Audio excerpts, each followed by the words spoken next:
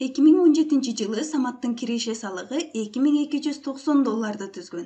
Анын киреше салыгынын ставкасы кирешенин биринчи $13.000 үчүн 10%, жана $13.000 ашкан кирешеси үчүн 15% болгон.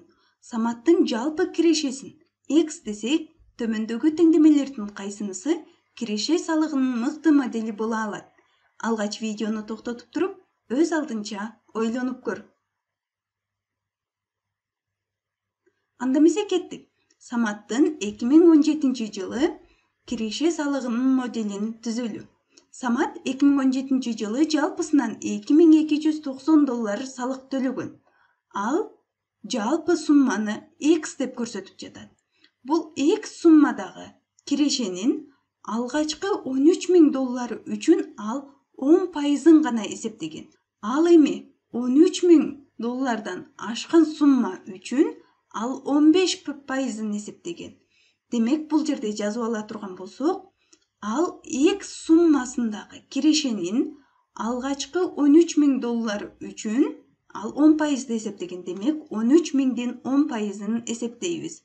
$13.000 10%-ын эсептөө керек.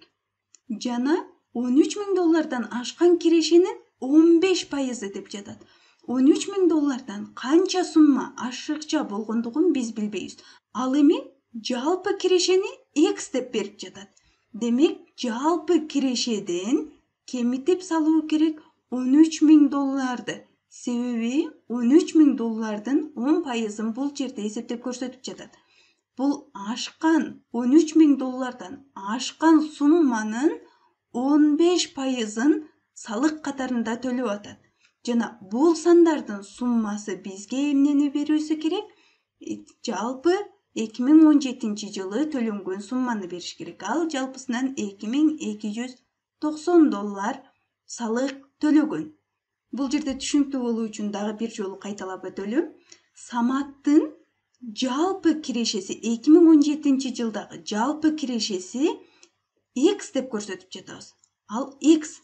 Ал эми ушул X суммасындагы кирешенин $13.000-нын 10%-ын гана эсептеп атабыз. Ал эми калган сумманын 15%-ын эсептөө керек. Калган сумманы табуу үчүн X-тан 13.000ди чыгарып салып атабыз. Себеби бул жердеги 13.000ден биз 10%-ын гана салык катарында Самат төлөгөн. Ал эми калган сумманын 15%-ын салыкка төлөгөн. Жалпы салыктын суммасы $2290 түзгөн.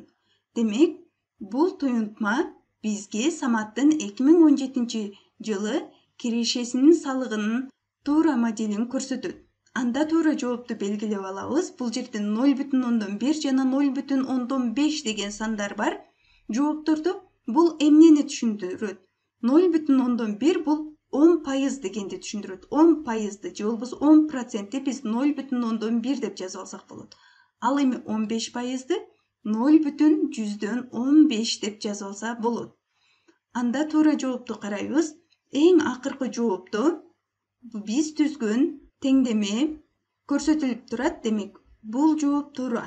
Себеби анда $13.000-дын 10% эсептелген жана калган сумманын 15% эсептелген. Бул экөөнүн суммасы кайра $2290 түзгөн. Биз түзгөн туюнтма менен же болбосо теңдеме менен бирдей маанини берип жатат.